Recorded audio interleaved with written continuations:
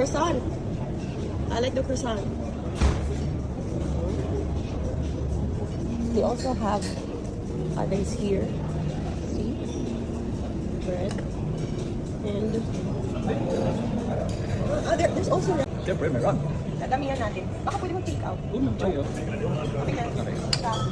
Pwede mo mag-take out. Mami nga. Vlog ko. May kanin dito. May kanin dito. Chicken soup. Sa wakas may kanin. Nakakahiya. Pag ilang Pilipino dito eh.